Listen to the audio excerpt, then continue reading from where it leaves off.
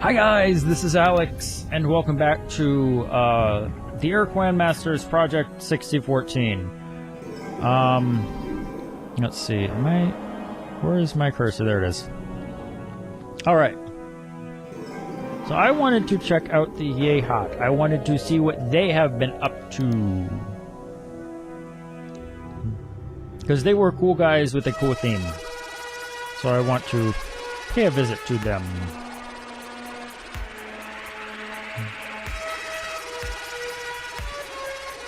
So yeah, still chugging along. Still not sure how much content this is, because I'm recording this one right after the last one.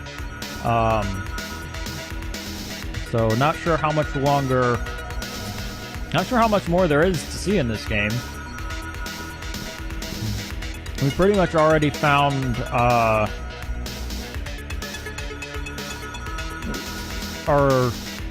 pretty much already found the, place that we need to go to, or the general area of it. So, what are the Yehat been up to? What a delightful surprise to see our old human captain friend again. We often think of you and how you aided the clans in their revolution to overthrow the Zeebrite dynasty. Stories are told to hatchlings. It's been too long. We thought you'd settled for a quiet life on Vela. What brings you here in a Ur starship? We're pleased to see our old friend. Missing Shafixty, you say? We have no news on their patrols, but a Terminator scout group reported something interesting on Garganos 2 while chasing a lone Korra vessel. You might consider checking it out. Apparently it bore the hallmarks of a precursor item. The group was in hot pursuit and had no chance to investigate.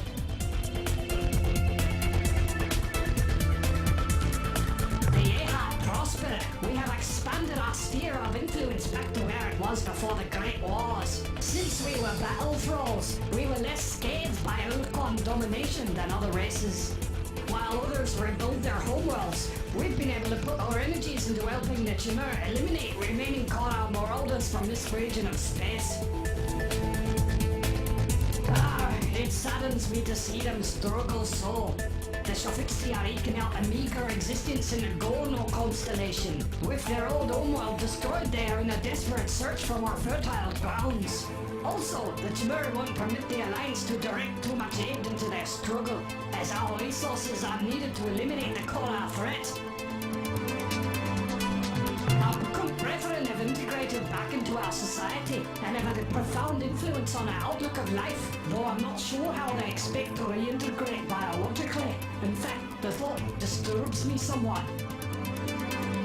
Yes, you are quite different from them, aren't you? Just between ye and me, human, the Chimera haven't turned out exactly what we thought they'd be. We expected a supremely benevolent and wise race, much like the Chenjesu. Well, they are wise, but I'm not sure about benevolent. They show little latitude to the Mycon and Vox. Not that either race deserve much. Also, I've noticed that they show no mercy to Korra. They take no surrender and just destroy on sight. Better to be on their side than not, to be sure. Goodbye, Earthling friend. You're always welcome in Yehat's space. Well, that's good. I like the Yehat. They have a nice theme.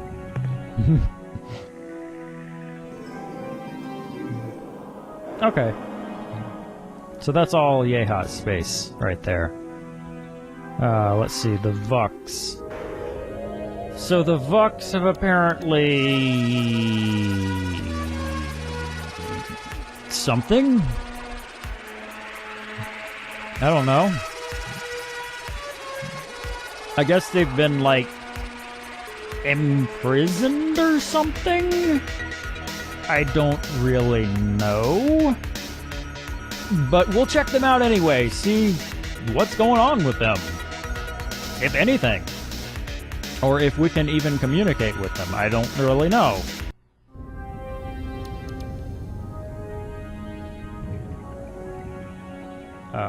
No, not that planet, I don't think. I'm assuming it's, I'm assuming it's that one. Yep, looks like it. Oh, it's you. The one with the strongest stomach. Okay. Oh, what's like life? What's it like over here?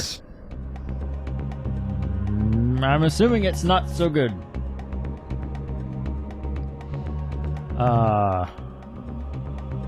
Alright. So, not much here for these guys No, yet. we aren't idiots. There is some argument on the subject, yes. Captain, we were minding our own business when the Ur-Quan invaded, supported by fleets of Ilrath, Unga, and Spathi.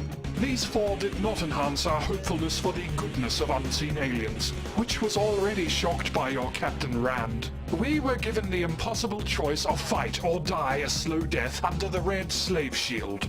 Through the following war, we did as we were required upon pain of annihilation. The many atrocities carried out on our people in the following war were not forgotten. Yes, do not think that between us and the Cyrene we did the most marauding. We found our own brothers and sisters among the wreckage of the ships we destroyed, twisted, enthralled more perniciously than anything the Ur-Quan have done, and in greater numbers than any paltry retaliation we inflicted upon the Cyrene in return. The war ended, and things began to look up. The Ur-Quan's standing orders were not too onerous, and they ruled with a light touch. People began to be able to focus on the things important to them. Then, along you came. At no point did you mention the Collar. If you had, we would surely now be seen as vital allies. But you killed a war hero and looted his planet and never looked back. The next thing we knew, we were overwhelmed by the Chimur. They confined us to one planet and blocked the natural light we need. In order to survive, our people lived most of their lives indoors under carefully made lamps. And of course, some of us are compelled to come up here and offer assistance to the ones who imprisoned us. Not so good. That is pretty cold.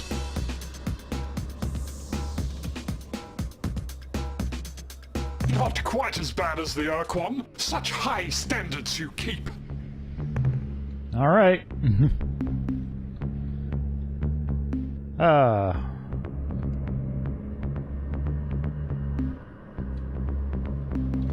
Are you going to kill me if I don't accept it, like all the others?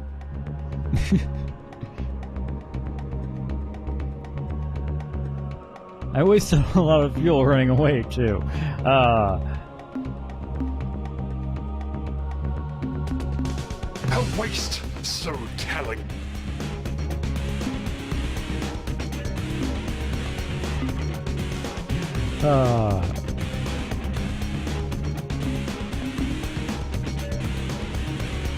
Certainly not. Go on.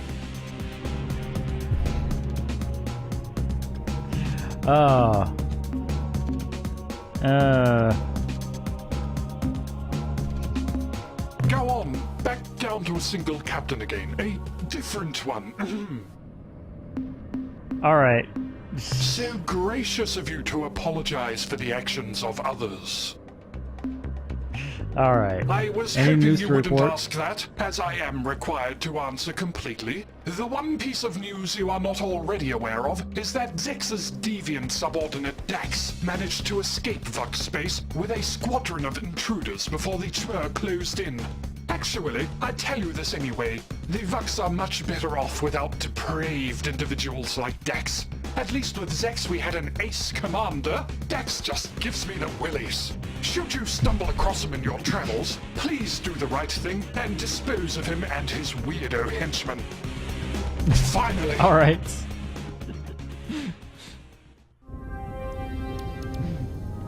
Alright. So let's see, that's the Vux. Should I even go to the ores? I won't be able to understand a damn thing they have to say. Let's do it anyway.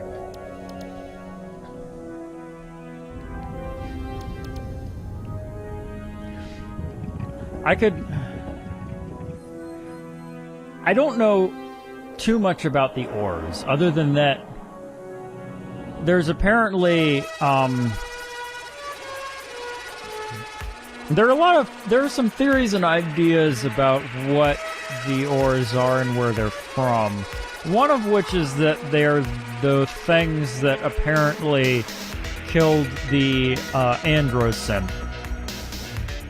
And the Arilu say that they're not to be trusted, so maybe we shouldn't trust these guys. Well, they're just flying around in space, so I assume we're trusting them.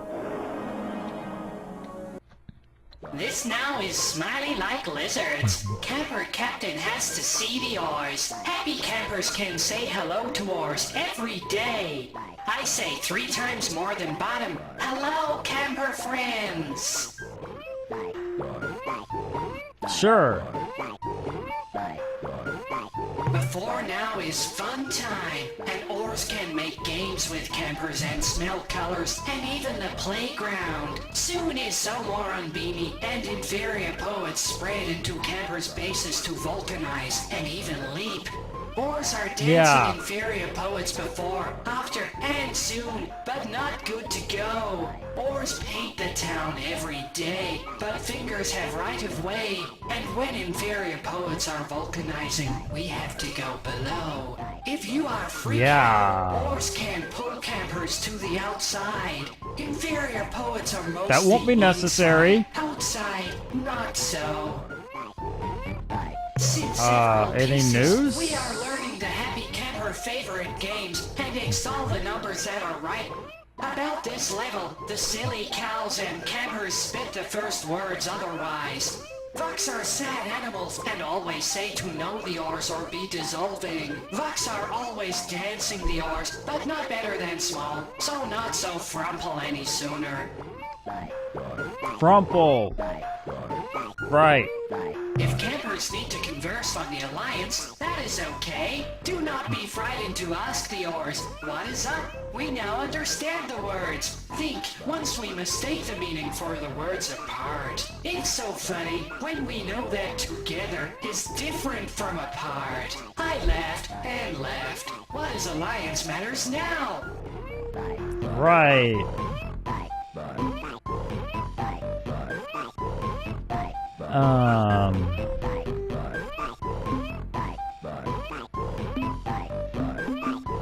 The square machines draw limits in heavy space. The machines want to contain ores bubbles. They afraid of ores bubbles. Such a joke. This is all the more fun. Ores bubbles are not ores, just fingers of ores. You cannot contain fingers, so silly. We just slip and poke and reach. We make a peephole in the middle. Ores is again expanding. More and more expanding.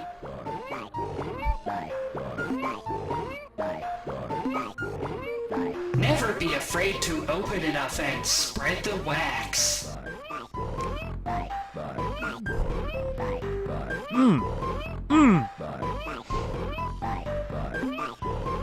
So I am say so much and then less more.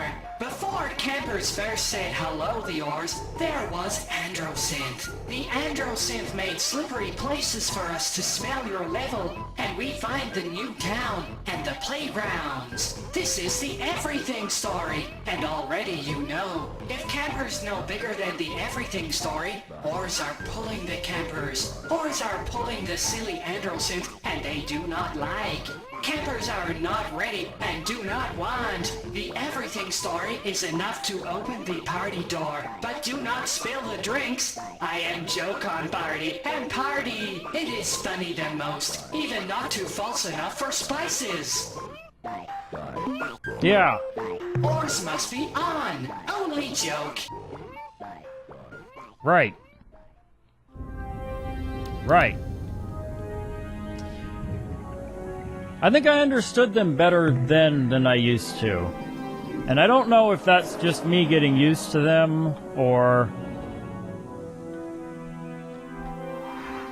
Part of me thinks that... Well, there's probably... an out-of-universe explanation, but in-universe I would say, I imagine that that since it's been some amount of time since the Ors joined the Alliance, that they would probably have developed a little bit better translation of their language, I guess. I don't know. But that might explain why I could understand them a little bit better. Okay. Oh. Okay. So the Spathi. They're over here, it seems.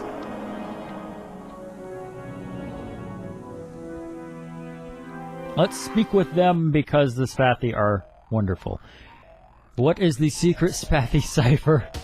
Huffy Muffy Guffy. I'm afraid that cipher is absolutely... You clearly have nefarious intent. The safest course of action is to eliminate you. Oh, come on! Oh. Try it again! There's the secret Spathi cipher.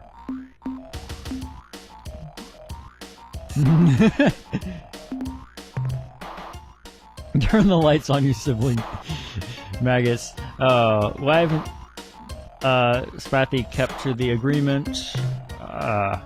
Is there anything else you want, Captain? No. Alright. So they haven't made too much text for the Spathi yet, which is unfortunate because the Spathi were absolutely wonderful. They were a joy. They were quite entertaining. Oh.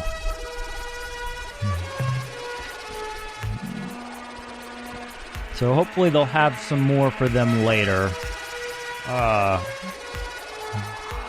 We got time to check out one more place before I end this episode. Or actually, I don't imagine there's too much more left to check out. So let's check out this, and then we'll speak to these guys, then we'll speak to the people at Earth, and then that might be about it.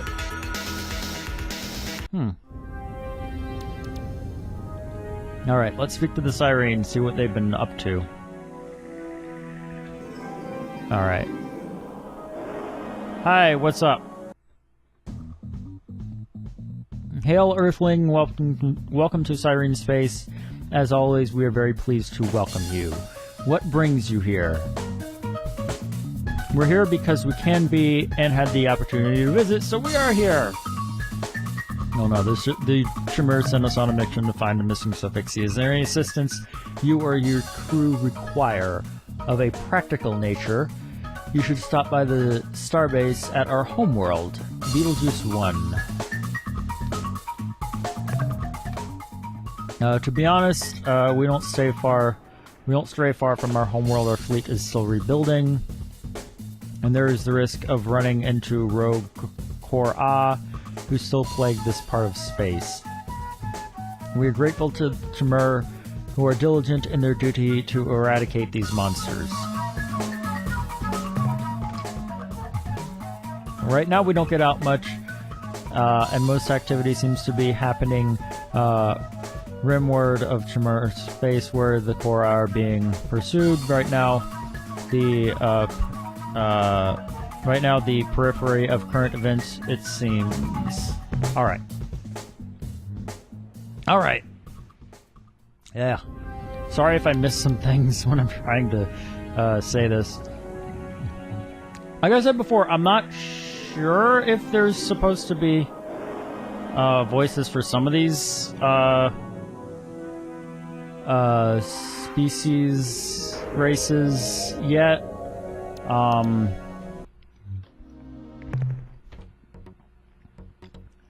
Alright. Okay. Delana asked me to stop by and say hi. Okay. Alright.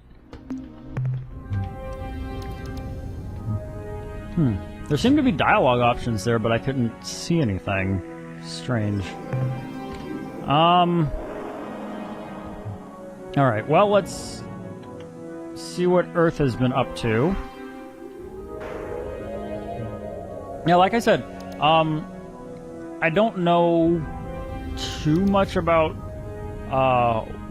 what content is and isn't in this game yet. And I also don't know how well it installed, so I don't know if there are things missing that are supposed to be there that just weren't installed properly, or what. So, yeah, I don't know.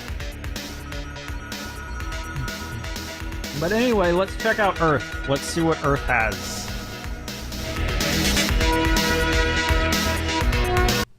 Alright.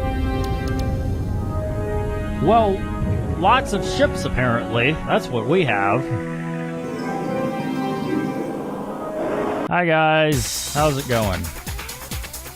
Greetings, this is Captain Ender of Star Cruiser Fanboy. Oh, how can we be of assistance? Oh. Got any hot news from this side of the galaxy? Not much.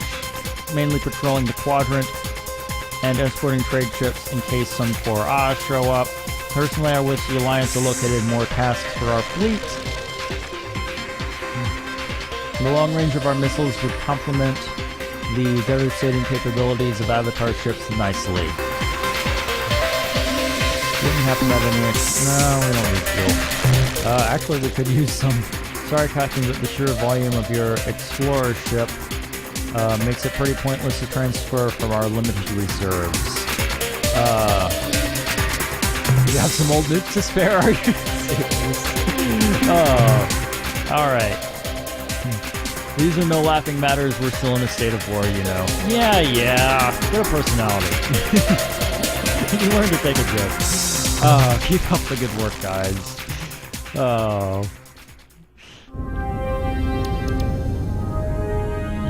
Alright.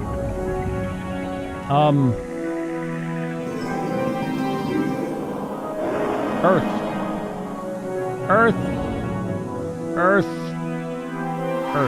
Thank you. Oh.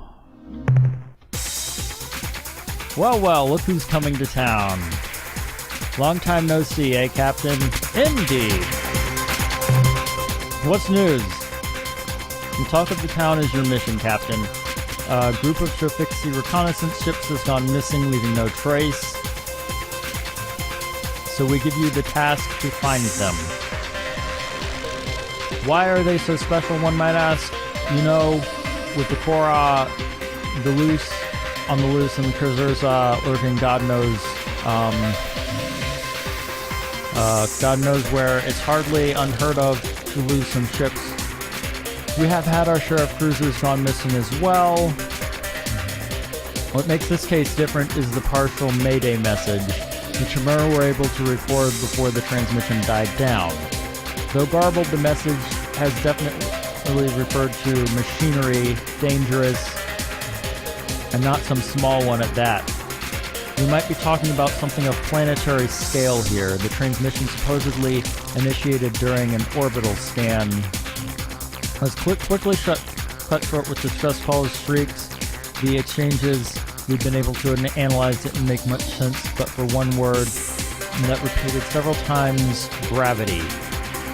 It would have been brushed that off as random junk, but the rest of the recordings, but a little bit later, our cosmetologist came forth with abnormal readings.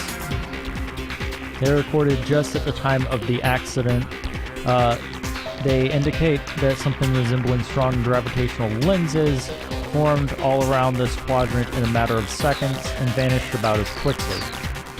One more thing, I suspect there are others looking for whatever the Shofixi found. Keep an eye out for the strange ships when you drop out of hyperspace. If you see one, it's a good bet you found the Shofixi crash site. Be careful out there, Captain. This does not sound good to me.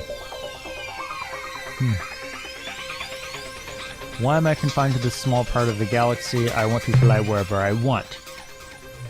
You're needed here, Captain. The Shofixi patrol went missing in this part of the galaxy. For us, it is an uncharted territory. There are a long way from home and possibly under dangerous circumstances. What's more, there might be technology from a foreign civilization involved. You have experience in all of these matters, having seen by far the most action of all the pilots we have, and being a natural with the first contact situations. You have the best chances of rescuing the Shifixi, or at least finding out what happened to them.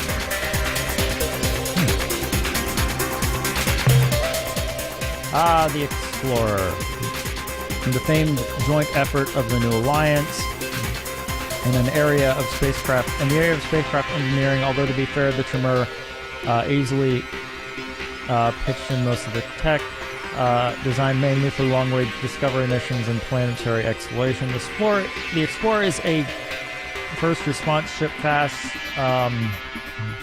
yet versatile. It's not a mining ship, so you have very limited room for mineral cargo, nor have you much need for that. Tremor does provide all we need from their vast pools of mineral wealth. In spite of that, you still have room for 3 planetary landers, and a highly sophisticated analysis and containment system exists for taking samples of biological life that should provide most useful in dealing with the Melnorme. Those guys still have a hankering for biodata from the Galactic Quadrant, though it makes one wonder what they're doing with all that data. But back to your ship. The fuel tank of 200 standard units should get you pretty far, Captain. In addition, you can fit up to 6 escort ships in the Explorer's flight hangar. Okay. Now for the bad news. All the paraphernalia makes a lot of room on your ship, as enormous as it is. So certain equipment just wouldn't fit on board. For example, there's an absolute minimum of dynamo units to cope with the lack of batteries. A couple of new energy ion bolt guns served as your primary weapon. Guns consume your batteries pretty rapidly whilst being on the inaccurate side, so if I were you, I'd bet my money on the so-called secondary weapon, the Confusion Blaster. Based on Melnorme technology, with a few additions of our own, the blaster creates a stasis field around the enemy ship which will jam its controls momentarily. To get the most out of your weapons, use them in tandem, approach your target, disable it with the Confuser, and let them have it. By then your batteries will be depleted, so you run like hell. When you're out there, you call the shots, but as the Explorer was never designed for serious combat, you're going to have a tough time fighting it out. If you're still like, we're years from precursor technology, Captain. Okay. Alright. This has gone on too long. I wasn't expecting there to be... I guess I should have expected that the Starbase Commander would have a lot to talk about. Alright. So, yeah. Almost half an hour in, so I'm going to end this episode here, and in the next one, we'll take a look at probably the rest of the content that this game has to offer so far. So thank you so much for watching, guys, and until next time.